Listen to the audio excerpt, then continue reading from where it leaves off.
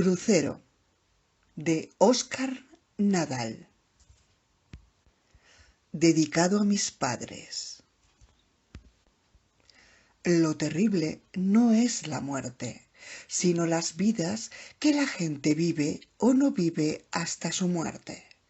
Charles Bukowski. Capítulo 1. Esta historia empieza en Bangor. Yo no soy de Bangor, pero mi recién estrenada exmujer sí. Y antes de que todo se fuera a la mierda, mi vida ya se había ido a la mierda. Era músico y estaba en un grupo. Tocábamos canciones propias, pero eso no daba lo suficiente como para ganarnos la vida, así que tocábamos en cualquier sitio donde quisieran contratar a 4 chavales. Bueno, más bien hombres de 30 y muchos que, en un día bueno, podían pasar por 30 y pocos. No nos había ido tan mal, pero tampoco lo suficientemente bien como para mantener a una familia. Llegamos a grabar varios discos y la canción Elements llegó a ser la más radiada en las emisoras más importantes del país durante 4 semanas. Todo eso quedó atrás, en un cálido y agridulce recuerdo. Hace unos meses, nuestro actual ex-manager, George, en este momento el prefijo ex abunda en mi vida, nos consiguió un contrato de 6 meses de duración en el barco más grande del mundo. El navío iba a realizar su viaje inaugural, lo que lo hacía aún más interesante. Esto significaba que durante 24 semanas no tendría que preocuparme de cómo pagar la pensión ni de qué echarme a la boca. Además, pasearme por el Caribe y tocar unas horas todas las noches no pintaba mal. Hace 15 años hubiéramos pagado por algo así. Siempre quise hacer la Ruta 66 en mi Harley, pero entre el grupo, exmujer, mi hijo y demás responsabilidades no pude hacerlo. Es curioso cómo la vida te va poniendo una soga al cuello mientras te despoja de cualquier anhelo que puedas tener. La cuestión es que tomé la decisión de ir a Bangor, a Fort Lauderdale, desde donde zarparía nuestro barco dentro de 7 días, en mi vieja Harley Road King. Me había puesto en contacto con posible comprador y este sería mi viaje de despedida. Una ruta de más de 2.700 kilómetros a través de la costa este. Había planificado la ruta con todo el cariño del mundo y sabía que al desprenderme de mi vieja amiga se me partiría el alma, así que se lo merecía. ¿Qué coño? Nos lo merecíamos los dos. Era lo que tenía que hacer. Quería tomármelo con calma, así que 7 días serían más que suficiente. Haría unos 400 kilómetros cada día, lo que me dejaría tiempo para hacer algo de turismo y dar reposo a mi trasero. El resto de la banda cogería un avión el día antes de zarpar. Un viaje algo más corto que el mío, pero ni la mitad de emocionante ni tan vital. El día en que partí, estaba la madre de mi hijo en la puerta de mi ex casa, supervisando la despedida con ojos inquisidores, como me recordaba a las viejas monjas que en el colegio nos miraban con cara de desaprobación incluso antes de haber pensado siquiera alguna travesura. Mi hijo, Ashley Jr., tenía ya 13 años y mi marcha le afectaba mucho más de lo que él trataba de aparentar. Le dije que todo esto era temporal y me sentí fatal por haberle mentido. Lo de su madre y lo mío era como querer juntar agua y aceite. Simplemente no se puede. Le abracé y le dije que lo quería. Subí a la moto y mientras me ponía el casco le miré y le hice una mueca a lo Harry el sucio, pero no se rió. Apreté los dientes y contuve las lágrimas. Los siguientes 10 kilómetros los conduje con los ojos vidriosos y apenas pude ver la carretera. Poco a poco mis lágrimas fueron secándose y la sensación amarga de mi estómago se fue transformando en algo parecido al hambre. No quería parar tan pronto, por lo que decidí que haría el primer alto en el camino al llegar a Portland. Apenas me quedaban unos 100 kilómetros. La primera parada me salió algo cara, pero no quería dejar el estado de Maine sin comerme una buena langosta, y así lo hice. Siga todo recto, me indicó un habitante del lugar. Al final de la calle Broadway se da de bruces con el Joe Boathouse. Ahí se come la mejor langosta del lugar. Le di las gracias y me marché. Aquella noche la pasé en un motel de mala muerte cerca de Boston. Tras el dispendio en el Joe's, tenía que recortar gastos por otro lado. No voy a detenerme a contar los pormenores del resto de mi larga marcha, o esto acabaría pareciéndose a una guía de viaje repleta de tugurios y lugares de mal gusto. De todos modos, no creo que podáis visitar ya ningún sitio de los que aquí pueda mencionar. Solo os diré que durante un instante estuve a punto de abandonar cualquier plan, girar a la derecha y marchar hacia el oeste. Este hubiera sido un buen final. Imaginaos, Ashley Russell puso rumbo al oeste y cabalgó su vieja Harley hasta la puesta de sol. Fin. ¿Qué coño? El mejor final. Ya en Miami me puse en contacto con el feliz comprador de mi Harley. Un taxi paró frente a la cafetería donde yo estaba. Se bajó un tipo gordo y desaliñado, con la piel grasa y una calvicie incipiente. Me saludó con demasiado entusiasmo para mi gusto. No sabría decir si aquel tipo tendría 30 o 50 años, pero daba grima. De repente me dio asco pensar que aquella foca aposentaría su orondo trasero en mi amada moto. Dios, se me saltan las lágrimas con solo pensar en aquella penosa transacción y de cómo se aprovechó de mí aquel hijo de puta cuando se percató de mi tremenda necesidad de vender aquella hermosa máquina. Tuve que hacerle un importante descuento, por no decir que tuve que bajarme los pantalones y ofrecerle mi culo en bandeja de plata. Te doy 100 pavos más y me das la chupa y el casco, dijo resollando. La chupa no te la vendo. Como si le fuera a caber, pensé. 50 y te llevas el casco. Arreglamos todo el papeleo y finalmente se marchó embutido en mi casco y chafando mi querida moto. Ahí estaba yo, tan solo con mi mochila y mi chupa, nada más. Llamé a mis compañeros que ya habían llegado hacía unas horas y quedamos en la cafetería del hotel donde íbamos a pasar la última noche antes de zarpar. Ahí estábamos todos, sentados en la terraza de la cafetería, hablando y riendo, en el último recuerdo feliz que conservo de todos nosotros. A mi derecha estaba Richard, que era nuestro cantante y bajista. Estaba fumando, cómo no. Una vez de camino a un bolo le cronometré para ver cada cuánto tiempo se encendía un cigarrillo y era como un reloj. Os lo juro, cada 15 minutos un pitillo en la boca. También le gustaba mucho beber y la fiesta. Cómo no, era un cantante en toda regla, nunca consumió drogas, punto a su favor. En cierto modo, era el mimado del grupo y mientras diera un buen espectáculo en el escenario, lo demás se le consentía. Lo conocí en el colegio con 11 años y rozando la cuarentena seguía siendo como un niño el muy cabrón. A su lado estaba Stephen, el guitarra. Era algo introvertido, con un carácter un tanto infantil y sin lugar a dudas la persona más pesimista que jamás haya conocido. Resultaba muy divertido verle tocar porque cada vez que cometía algún error o se equivocaba en alguna nota ponía cara de sorpresa y me miraba a mí o a Chuck, y luego miraba la guitarra o se ponía a trastear el cabezal del amplificador.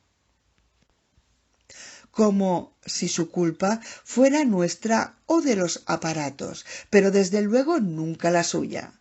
Cuando eso pasaba, simplemente nos poníamos todos a reír como tontos. Y por último os hablaré un poco de nuestro batería, Chuck. Pensé a que se gastó una pequeña fortuna en tratamientos capilares, al final acabó más calvo que una bola de billar. Era delgado y no muy alto, pero lo compensaba con un mal humor que nos traía a todos de cabeza. Era el más profesional de los cuatro en cuanto a negocios se refiere. Eso se debía en parte a que siempre fue bastante agarrado y nunca le gustó soltar $1 si no era necesario. Cuando el camarero nos trajo nuestras bebidas, nos pusimos en pie y brindamos. «Por nuestra aventura a bordo», dije. «Y por los conejitos de a bordo», sentenció Richard con mayor convicción.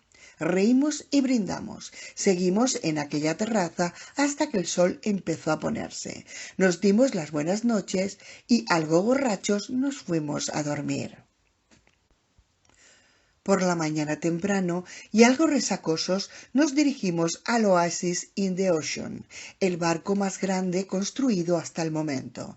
Era algo descomunal, como una sucesión de hoteles, uno junto al otro en primera línea de la costa. Por lo que había leído respecto a este coloso, medía 400 metros de eslora y estaba compuesto por 18 plantas, más 2 extra en la popa, aunque la planta número 13 había sido omitida por razones supersticiosas. Tenía una capacidad para 9.000 personas, de las cuales 2.000 eran miembros de la tripulación. Contaba con un gran centro comercial, cines 3D, cafeterías, galería de arte, restaurantes, biblioteca, un teatro con más de 3.000 butacas, zonas abiertas que parecían calles franqueadas por tiendas de todo tipo e incluso se realizaban actuaciones callejeras. Si no supieras de antemano que te encuentras en un barco, lo más seguro es que creyeras que estás caminando por el centro de alguna ciudad. Eso era, una ciudad sobre el océano. Nos acercamos a un grupo de tripulantes y nos indicaron por dónde teníamos que entrar. Al cabo de una hora ya estábamos acomodados en nuestros camarotes. Hubiese deseado un camarote para mí solo, desde luego. Pero claro, yo no estaba de vacaciones y no iban a ocupar un camarote entero para un triste músico contratado, por lo que tuve que compartir habitáculo con Stephen. Siempre había sido así. Cuando teníamos que compartir habitación de hotel, yo dormía con Stephen y Richard con Chuck. Los camarotes que ocupaban los miembros de la tripulación se encontraban en los pisos inferiores, así que nada de terraza con vistas al mar. Los nuestros eran aún peores, pues estaban en la zona interior del barco y podía oírse un zumbido constante proveniente de la zona de máquinas. Daba igual, no tenía intención de pasar demasiado tiempo dentro del camarote. Nos dieron una hora para acomodarnos y luego nos citaron para una reunión en las salas de conferencias. Todos los de ahí presentes no éramos miembros de la tripulación, propiamente dicho. Éramos los denominados personal de servicio, músicos, magos, payasos, animadores, monitores de gimnasio, profesores de zumba, bailarines, bailarinas y una interminable lista que no contaré. Durante más de 3 horas el sobrecargo nos explicó las normas de conducta, las reglas del barco, los horarios de comida y un largo etcétera. Finalizada la reunión nos dieron un pequeño libro con el resumen de todo lo tratado y un plano del barco. No sabía entonces que ese plano iba a salvarme la vida en más de una ocasión. Chuck y yo fuimos de los más afortunados, pues todas las zonas de música en vivo contaban con un piano y una batería. Stephen y Richard, en cambio, tendrían que cargar con sus instrumentos barco arriba y abajo.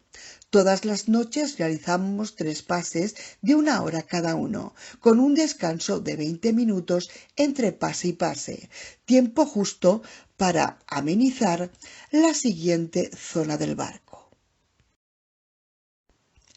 Al fin y al cabo, trabajábamos un total de 4 horas al día, así que si sumabas las 8 horas para dormir, nos quedaban 12 horas de puro ocio.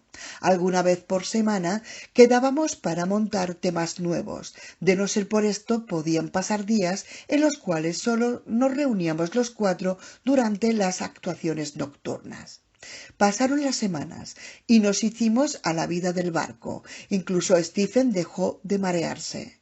Lo mejor de este barco es que nos permitían participar en las actividades de ocio de los propios clientes, por lo que podía usar el gimnasio de cubierta sin ningún problema. En general, mi vida en el barco era de ensueño. Llegué incluso a fantasear con la idea de vivir en un pequeño barco en el río Penobscot, al paso por Bangor. Pero, y pese a todo, echaba muchísimo de menos a Ashley Jr. Me torturaba pensando que iba a crecer lejos de su padre y que seguramente no sería yo quien le hablaría de los riesgos de practicar sexo sin protección y de todas esas cosas que incomodan tanto a los niños cuando sus padres, de un modo torpe, tratan de contárselas. Me aterraba la idea de no verle pasar por su primer amor y desamor y de todas las idiosincrasias que acompañan la vida de un adolescente. El itinerario del Oasis in the Ocean solía ir cambiando, pero por lo general hacíamos la ruta por las Bahamas y las Antillas. Las paradas típicas eran en Jamaica, Haití, Nassau, Puerto Rico y México. Al principio solíamos bajarnos en casi todos los puertos, pero poco a poco fuimos haciéndolo cada vez menos.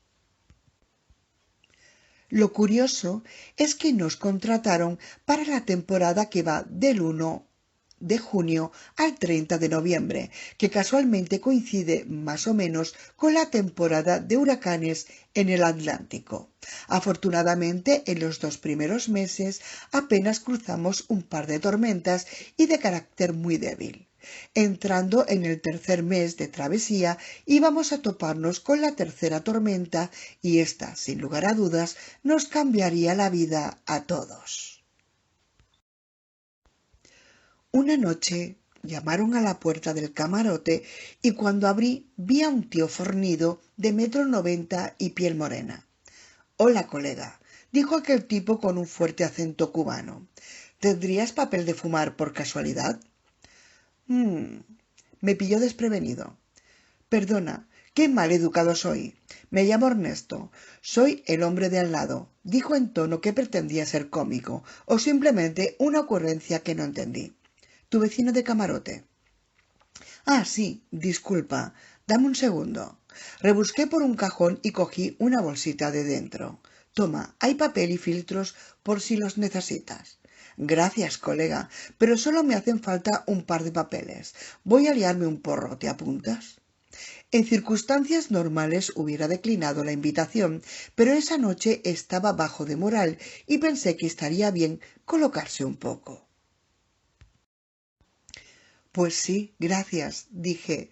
«Por cierto, me llamo Ashley». Cogí unas cervezas del minibar y me fui con Ernesto. Tras unos porros y unas cuantas cervezas, obtuve más información de la que en un principio hubiera deseado.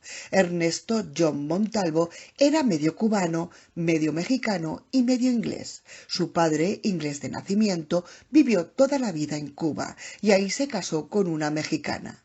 Era el coreógrafo y primer bailarín del grupo de baile del barco y también el amante del segundo oficial de a bordo. De ese modo supe de primera mano que las cosas iban a poner muy feas. Tras una sesión de mambo con su amante, éste le contó que había informado de una tormenta tropical que se estaba formando a ritmo vertiginoso. Según las previsiones, pasaría rozando la costa este de los Estados Unidos y seguiría hacia el sur. Por lo visto, estábamos en una situación en la cual no era factible volver a la Tierra y habían ordenado al Oasis in the Ocean que se alejase de la costa hasta dejar un pasillo lo suficientemente ancho para que la tormenta pudiese seguir su curso sin que nos ocasionase demasiados problemas. A la mañana siguiente nos informaron de que nos íbamos a desviar del itinerario programado y que no pisaríamos tierra firme hasta pasada la tormenta. Eso sería un día o día y medio a lo sumo. Esa noche el mar estaba más picado de lo normal, y estar en el escenario tocando con ese vaivén resultaba no menos que interesante. Una gran lámpara de araña que colgaba sobre nuestras cabezas se balanceaba, y sus diminutos cristales tintineaban produciendo un sonido similar al que harían ciertos liliputienses murmurando al unísono. Poco a poco el movimiento se fue incrementando y durante un momento fantaseé con la idea de quitarle los frenos al piano y empezar a deslizarme como aquel tipo de la película, La leyenda del pianista en el océano. Si lo hubiera hecho con toda seguridad, hubiera acabado arrollando primero al grupo y luego a una docena de mesas que se encontraban a escasos metros de nosotros. Y la pareja de ancianos de la primera fila hubiera tenido que salir corriendo, andador en mano, como los hizo Indiana Jones intentando escapar de la gran piedra rodante, solo que sería yo en un piano sin control. Por un momento empecé a reírme solo ante tal ocurrencia, hasta que de repente las copas de una de las mesas se volcaron y cayeron al suelo. Nadie las había tocado. Fue el barco que se escoró más de lo que nos hubiera gustado. Entre el público pudo oírse al unísono un grito ahogado. Stephen puso su cara de asombro, solo que esta vez no miró su guitarra, sino a nosotros. Por megafonía se escuchó un aviso que decía que se mantuviera la calma, que estábamos rozando la tormenta y que en breve pasaría. Jack se giró hacia mí y dijo: si esto ocurre porque estamos rozando la tormenta, no quiero pensar qué pasará cuando la toquemos del todo. Su humor negro venía que ni pintado en esas ocasiones. El encargado de la sala se acercó a nosotros y con el movimiento clásico de aspaviento de la mano a la altura del cuello nos indicó que dejáramos de tocar. Acto seguido empezó a sonar una música suave a través del hilo musical con el fin de tranquilizar a los pasajeros. Bajé del escenario a toda prisa y me marché sin despedirme siquiera de mis compañeros. Me dirigí de inmediato al salón Broadway, donde bailaba todas las noches Ernesto. Supuse que ellos también habrían parado. No me equivoqué. La gente de la sala estaba de pie mirando hacia el escenario. Me abrí paso entre ellos y me acerqué todo lo que pude. Vi un corro de gente, bailarines en su mayoría, sobre el escenario mirando al suelo. Me acerqué un poco más y vi a Ernesto tirado en el suelo con una mueca de dolor en su rostro y con las dos manos alrededor del tobillo, dando la impresión de que intentaba estrangularlo. Estaba completamente pálido y se balanceaba al ritmo de su respiración, y cada vaivén inspiraba sonoramente y expiraba con fuerza, produciendo un silbido que resultaba de lo más cómico. Al poco rato subió al escenario un hombre del público y levantó la voz: «Abran paso, soy médico». Y los bailarines se apartaron al momento. Siempre me han caído bien los médicos. De hecho, mi antiguo casero era médico y siempre me echó un cable cuando lo necesité. Pero este me pareció un verdadero hijo de puta cuando, tras examinar a Ernesto, se acercó a su oído y le dijo: «Hijo, parece que se te acabó la función». Al momento llegaron dos miembros de la tripulación que se llevaron a Ernesto a la enfermería y yo le pregunté a una de las bailarinas que me contara lo que había ocurrido. Verás, estaba Ernesto en uno de sus solos y durante la ejecución de un tour al aire doble, el barco se ladeó y al caer se le torció el tobillo, dijo entre sollozos. Oí cómo crujió. Por un momento pensé en abrazarla, no tanto para consolarla a ella, sino más bien por la excitación que me producía oír su voz hablando con delicado acento francés. No fue hasta entonces en que me percaté de mi prolongado periodo de abstinencia. De repente todos mis sentidos se centraron en ella. Mis oídos me hicieron despertar al dulce sonido de su voz. Mi olfato me reveló que aquella piel morena y brillante, debido al sudor, desprendía un olor como a vainilla. El tacto fue lo que me hizo arder de deseo en el momento en que mi mano tocó su hombro desnudo y húmedo.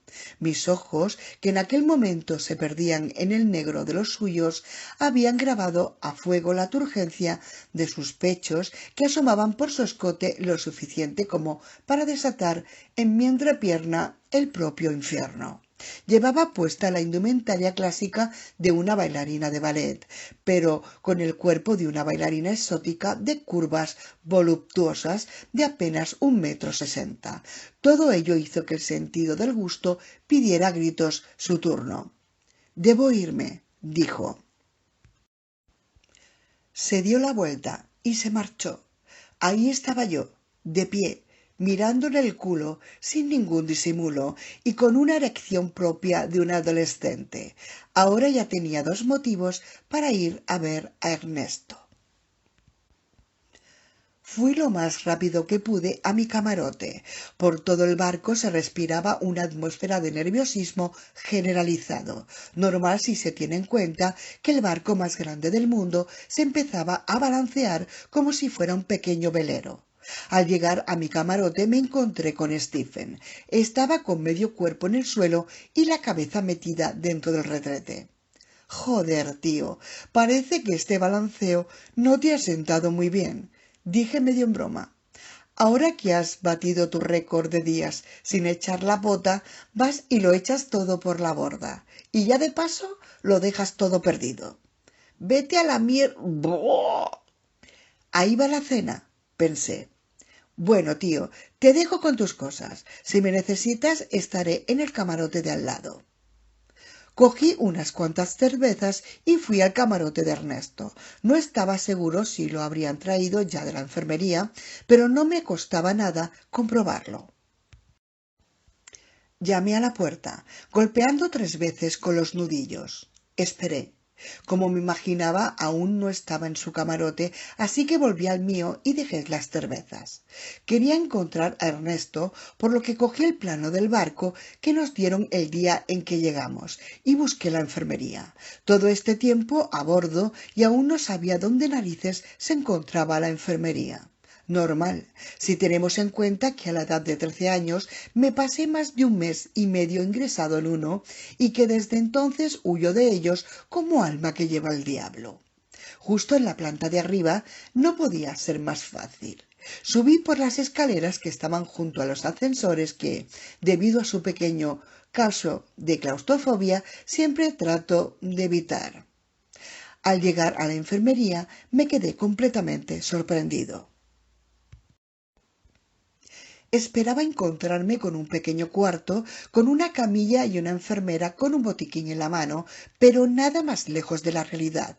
Aquello era como una planta entera de hospital. Incluso tenía una pequeña recepción con un aspecto muy moderno en la que se encontraba una joven rubia muy guapa con un pinganillo inalámbrico insertado en la oreja. La joven mantenía una conversación con alguien al otro lado de la línea al mismo tiempo que tecleaba algo en un ordenador de pantalla plana. Me acerqué a ella y sin dejar de hacer nada de lo que estaba haciendo me sonrió y con su dedo índice me indicó que le diera 1 minuto. «Buenas noches», dijo con una sonrisa. «¿En qué puedo ayudarle?» «Hola, buenas noches. Hace un rato un bailarín llamado Ernesto se hizo daño y creo que lo han traído aquí». «Sí, efectivamente, está aquí», dijo sin perder la sonrisa. «Es el único paciente de esta noche. Déjeme consultar una cosa». Empezó a teclear en su ordenador. «Por lo visto ha sufrido una fractura bastante seria en el tobillo». «¿Y sabe si va a pasar la noche aquí?», pregunté. El doctor le ha dado un calmante muy suave y le ha inmovilizado la pierna. Deberá pasar aquí toda la noche. Mañana a primera hora le harán más pruebas para valorar su situación, pero por ahora no puedo decirle mucho más. Me sorprendió lo amable que estaba siendo y la información que me estaba dando. Por mi experiencia no suelen darte ningún tipo de explicación. Se lo agradecí. Y abusando un poco más de su confianza, ¿cree que podría pasar un momento a verlo? Lo siento, pero no es lo más recomendable en este momento. Por favor, insistí. Le acaban de decir que posiblemente pierda el trabajo y que tal vez no pueda volver a bailar. Le irá bien ver a un amigo, solo 5 minutos. Suspiró anunciando su inminente derrota y sus labios volvieron a sonreír como antes. Está bien. Está al final del pasillo, habitación 101, pero solo 5 minutos, por favor. Le di las gracias y me apresuré hasta la habitación de Ernesto. Cuando me llegué, me detuve un instante frente a la puerta. Al final decidí entrar sin llamar. Abrí unos 10 centímetros y pegué mi boca a la abertura. ¿Ernesto? Susurré. Esperé unos segundos y volví a intentarlo. ¿Ernesto? Hola, colega, contestó con voz lastimera. Pasa, por favor. Estaba tumbado en la cama con la pierna vendada y en alto. Tenía una bolsa de suero colgando a su lado con un tubo que iba directo a su brazo. Con la mano me indicó que me acercara. Colega, me acabas de conocer y eres el único que ha venido a verme. Me sonrió. ¿Te lo puedes creer? Durante un segundo me sentí algo culpable. Realmente no fui a ver a un amigo, fui a por más información. Joder, tío, es que oí lo que te dijo ese médico y pensé que te iría bien algo de compañía. Mentí. Ahora estaba en blanco. No sabía cómo preguntarle si sabía algo más acerca de la tormenta sin que se notara que mi compañía se debía únicamente a intereses personales. Debo aclarar que este tipo me cayó bien desde el principio, pero lo cierto es que no lo conocía tanto como para que sus problemas me preocuparan demasiado. No soy un cabrón sin sentimientos, pero tampoco un alma de la caridad. Estoy bien jodido, colega, dijo. Voy a pasarme el resto del trayecto en mi camarote hasta llegar a Miami y posiblemente no pueda bailar de nuevo. La bolsa de suero se balanceaba con más fuerza sobre su cabeza. Espera mañana a que te hagan más pruebas. Tal vez sea menos de lo que te piensas. Me temo que no. Oí el crujido. Sé cómo suena un hueso cuando se rompe, y una rotura en el tobillo es cosa mala, muy mala. Un frasco se cayó de una estantería. Era mi oportunidad. Vaya, parece que al final nos ha tocado la tormenta, dije. Creo que está yendo a peor. ¿Tormenta, colega? Hace tiempo que dejó de ser una simple tormenta. Se quedó callado y con los ojos mirando al techo. ¿No te habrás enterado de algo más, no? Pregunté. Me miró de una forma extraña. Por un instante pensé que me había cazado y que me iba a echar de ahí por en cualquier momento. Al mediodía, antes de ir a comer, Sean me dijo que no podríamos vernos esta noche, dijo. No le pregunté, pero supuse que Sean era su querido segundo oficial. Quise saber por qué no podríamos vernos esta noche y me dijo que la tormenta se estaba convirtiendo en un huracán. Dijo que seguramente no podría salir del puente de mando en toda la noche. Ahí estaba la información que buscaba y la verdad es que no me hizo mucha gracia. ¿Y sabes si nos hemos desviado mucho? Pregunté esta vez sin rodeos. Me temo que tardaremos un poco más de lo previsto en tocar tierra, colega. La puerta se abrió. Era la guapa recepcionista informándome con una perpetua sonrisa de que ya habían pasado los 5 minutos y que el paciente tenía que descansar. Puede venir mañana, dijo la joven. Me despedí de Ernesto y le dije que al día siguiente me pasaría a verle. Volví a mi camarote a ver cómo estaba Stephen. Lo encontré tirado en la cama. Estaba pálido como un muerto. Joder, Stephen, estás hecho una mierda.